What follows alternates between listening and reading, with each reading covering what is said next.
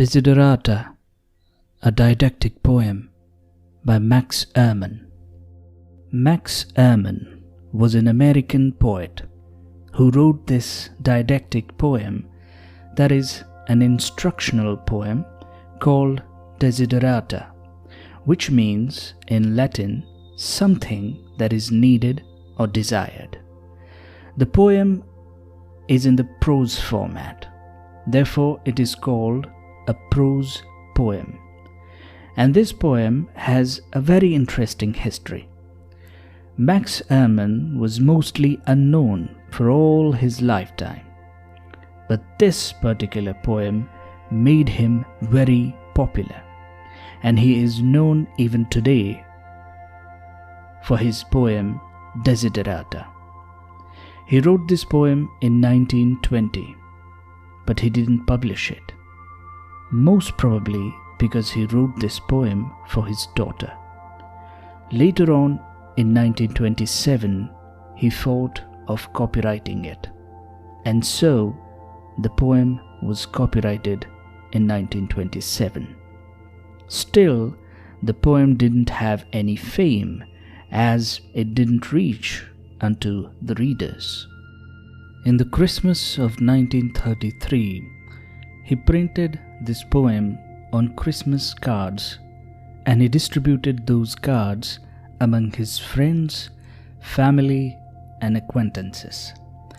But he did not mention the copyright notice regarding this poem on those cards, and therefore he had to lose his copyright. Many people distributed the unattributed copies everywhere, which means Max Ehrmann was not credited for his work in those copies. He died in 1945, and after his death, his wife published his poems in a book entitled The Poems of Max Ehrmann in 1948. Even after the publication of this book, nearly 200 unattributed copies of Desiderata were distributed in a church in 1959. As this poem is written in the prose format, it does not have any sort of rhythm or rhyme scheme. Now, I'm going to read the original text of the poem Desiderata by Max Ehrmann. Go placidly amid the noise and haste, and remember what peace there may be in silence. As far as possible, without surrender, be on good terms with all persons. Speak your truth quietly and clearly, and listen to others, even the dull and the ignorant. They too have their story. Avoid loud and aggressive persons. They are vexations to the spirit. If you compare yourself with others, you may become vain and bitter, for always there will be greater and lesser persons than yourself. Enjoy your achievements as well as your plans. Keep interested in your own career. However humble, it is a real possession in the changing fortunes of time. Exercise caution in your business affairs, for the world is full of trickery, but let this not blind you to what virtue there is. Many persons strive for high ideals, and everywhere life is full of heroism. Be yourself, especially do not feign affection. Neither be cynical about love, for in the face of all aridity and disenchantment, it is as perennial as the grass. Take kindly the counsel of the years, gracefully surrendering the things of youth. Nurture strength of spirit to shield you in sudden misfortune. But do not distress yourself with dark imaginings. Many fears are born of fatigue and loneliness. Beyond a wholesome discipline, be gentle with yourself. You are a child of the universe, no less than the trees and the stars. You have a right to be here, and whether or not it is clear to you, no doubt the universe is unfolding as it should. Therefore, be at peace with God, whatever you conceive Him to be, and whatever your labors and aspirations. In the noisy confusion of life, keep peace with your soul, with all its sham, drudgery, and broken dreams. It is still a beautiful world. Be cheerful, strive to be happy. Now let's find out what message this poem contains. Go placidly among the noise and haste, and remember what peace there may be in silence. As far as possible, without surrender, be on good terms with all persons. Speak your truth quietly and clearly, and listen to others, even the dull and the ignorant. They too have their story. In the first stanza, the poet advises us to stay calm and peaceful, and not to get disturbed by all the noise, haste, distractions, and negativity around us. We should not lose our mental peace while facing such situations, and we need to remember that there is great peace in the silence. We don't have to surrender other people by losing our moral values, but as far as possible, we should be on good terms with them. We should always be true to our hearts and speak the truth clearly without aggression. But we should also not forget to listen to others, because they also have something to tell, even if they sound dull or ignorant. This advice has been given by Max Ehrmann around 100 years ago. But still, this advice has great value even today, because in today's world, we face a lot of disturbances, troubles, and negativity around us. And the people who cannot handle these things placidly fall victim to the depression and other mental diseases. Along with that, in today's corrupt world, many people surrender themselves to the bad people, bad company, and bad influences by losing their moral values. And not many people nowadays open their hearts and speak the truth, nor they listen to others, because people have become very busy these days and have forgotten to live their lives and care for others. Avoid loud and aggressive persons. They are vexations to the spirit. If you compare yourself with others, you may become vain and bitter. For always there will be greater and lesser persons than yourself. Enjoy your achievements as well as your plans.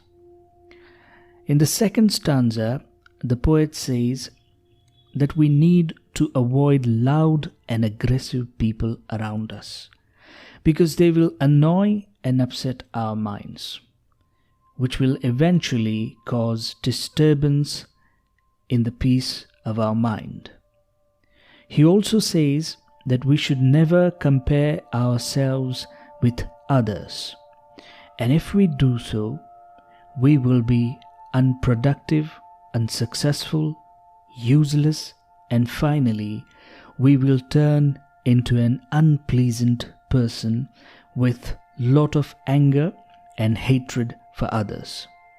So we need to remember that there will always be greater and lesser persons than us. Therefore, we need to focus on our goals, plans, achievements, and our future. In this era also, we find aggressive people around us, and their aggression is caused due to the overstress of the work, and it becomes very difficult to have an intellectual or sensible conversation with them, as they are always ready to quarrel. And dealing with such people can definitely affect our mental peace. Along with that, this era is an era of competition, and many people always try to compare themselves with others. And by doing so, they forget their own worth. Therefore, it is important for all of us to know our own worth, our own talent, and we should learn to utilize that talent for our own development and for the development of our society. Keep interested in your own career. However humble, it is a real possession in the changing fortunes of time. Exercise caution in your business affairs, for the world is full of trickery. But let this not blind you to what virtue there is. Many persons strive for high ideals, and everywhere life is full of heroism. In this stanza, the poet advises us to focus on our own careers. It does not matter how humble our profession is, but we must still be loyal and dedicated towards our profession. In today's world, it has become very difficult to get a good job, and that is the reason why it is important for all of us to value our jobs. Then only we can be successful in our lives.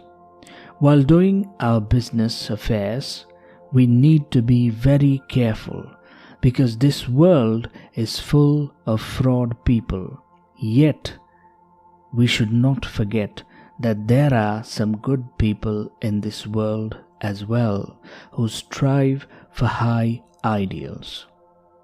If we look at the life with an optimistic view, we will find that the life is full of heroism. Be yourself, especially do not feign affection, neither be cynical about love. For in the face of all aridity and disenchantment, it is as perennial as the grass. In this stanza, the poet advises us to be true to ourselves and not to pretend the fake affection towards people. Yet, we should not be skeptical or distrustful about love, because even in the world full of disappointments and hardships, the love stands strong forever as the perennial grass, which means we should learn to love people from the bottom of our hearts, because though we as human beings are mortal, our love can be immortal, and so this way our memories can live forever. Take kindly the counsel of the years, gracefully surrendering the things of youth. Nurture strength of spirit to shield you in sudden misfortune. But do not distress yourself with dark imaginings. Many fears are born of fatigue and loneliness. Beyond a wholesome discipline, be gentle with yourself. In this stanza, the poet says that we should learn from our experiences, because when we surrender our youth, we become wiser. He further advises us to grow our inner strength and positivity so that we can stay strong enough to face any misfortune. To stay mentally strong, we must not think pessimistically, as it will drag us into the distress, and therefore we need to be connected with everyone and avoid fatigue and loneliness in our lives. But while following this discipline, we also must not forget to be gentle with ourselves. You are a child of the universe, no less than the trees and the stars. You have a right to be here, and whether or not it is clear to you, no doubt the universe is unfolding as it should. The poet reminds us in this stanza that we are the children of the universe, and we are as important as the trees and stars, and we have all the right to exist on this earth. It does not matter whether we understand this fact or not, but the universe has plans for all of us, which means we should only focus on doing our best, because we do not know that what troubles we may come across. Therefore, we should always try to find our ways through these troubles.